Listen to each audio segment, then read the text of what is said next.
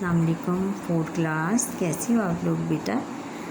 मैं आज आपको, जैसे हमने सेहत तो सफाई का लेक्चर पढ़ा था, आज उसके हम अल्फाज मायने देख लेते हैं। उसके अल्फाज मायने हैं खुर्दबीन, बारीक एक आला जिसकी मदद से बारीक तरीन अशिया को देखा जा सकता है। मुआयना, आँखों से देखना, डॉक्टर का मरीज़ को देखना। दारो मदार, इन्हिसार, जरासीम, नन्हे नन्हे कीड़े जिन्हें सिर्फ खुर्दबीन से देखा जा सकता है। और फिर है अफसाइस, बढ़ना, ज़्यादा होना। मसाम, बदन के बारीक सुराख जिनसे पसीना निकलता है। फाजल मादे, फालतू मवाद।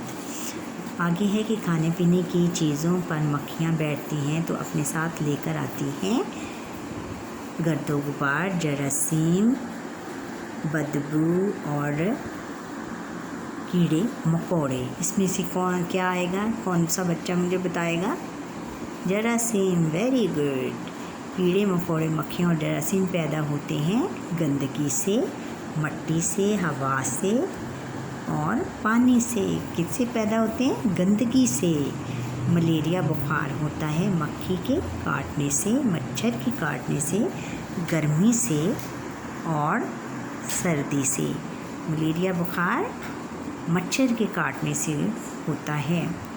और हम मसाम नज़र आते हैं खुर्दबीन से, दूरबीन से, ऐनक से और खुली आँख से। किससे नज़र आते हैं? मसाम, खुर्दबीन से। आगे हमने सवालों के जवाब लिखें। जिस्म में जरासीम किस तरह दाखिल होते हैं? जिस्म में जब हम कोई चीज़ खा रहे होते हैं तो मक्खियाँ बैठ जाती हैं उसके ऊपर। खाने पीने की चीज़ों पर जब बैठती हैं तो आकर अपना गंध उधर ही छोड़ जाती हैं, और जब वो चीज़ हम खाते हैं तो उससे हमारे जिस्म में जरासीम दाखिल हो जाते हैं। जरासीम से अपने आप को किस तरह बचाया जा सकता है? जरासीम से अपने आप को इस तरह बचाया जा सकता है कि हम अपने इर्द गिर्द के माहौल को साफ़ सुथरा रखें। और आगे है कि मसाम किसे कहते हैं और इनका क्या मसाम किसे कहते हैं और इनका क्या काम है?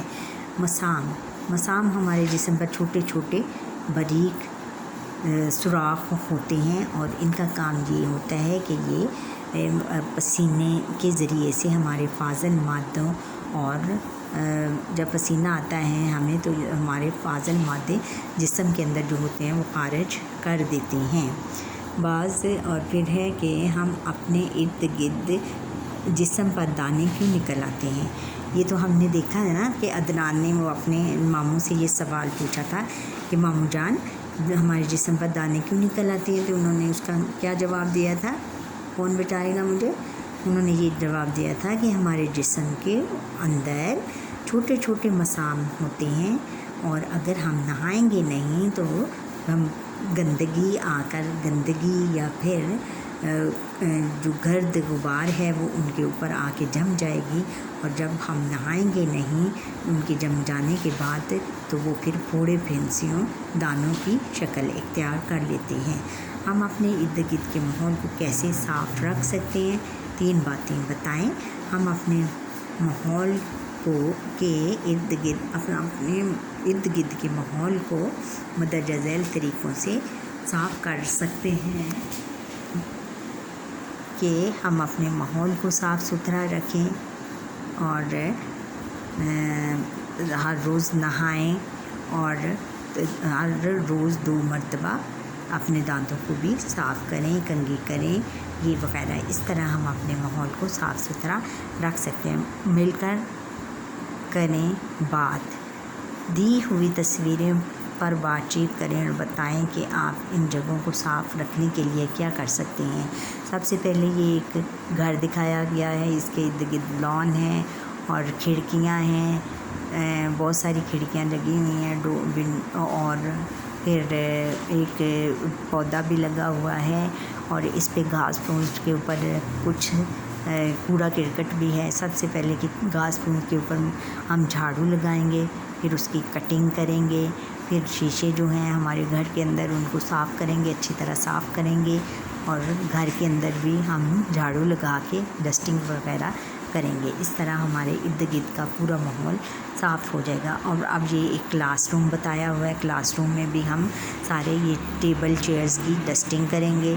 फिर ये जो चार्ट लगे हुए हैं इनकी भी डस्टिंग करेंगे, नीचे झाड़ू लगवाएंगे ये, और ब्लैक बोर्ड को भी अच्छी तरह पॉलिश करेंगे। जो इंक होती है ब्लैक बोर्ड की इंक से उसको अच्छी तरह साफ़ करेंगे।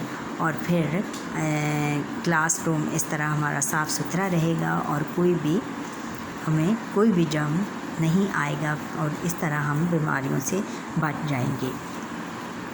आगे है कि बोल कर दुरुस्त लफ्ज़ की निशानदही करें।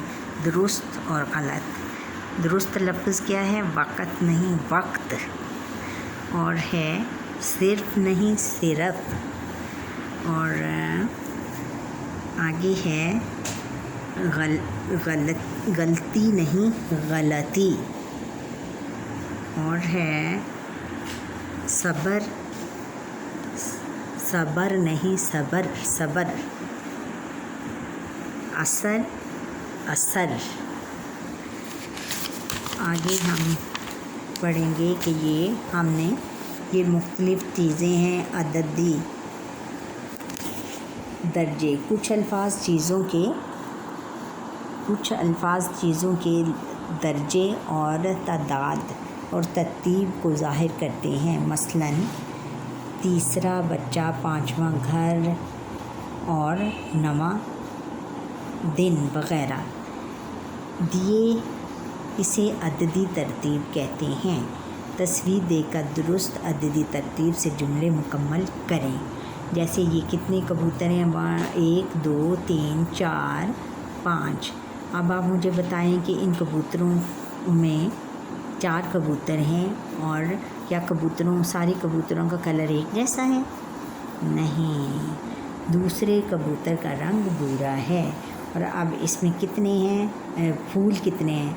1 2 3 4 5 6 7 8 9। और इसमें आप बताएं कि सब जो फूल हैं सब के कलर एक जैसे हैं? ना, कौन से? एक इनमें से दूसरा जो फूल है उसका कलर क्या है? लाल है,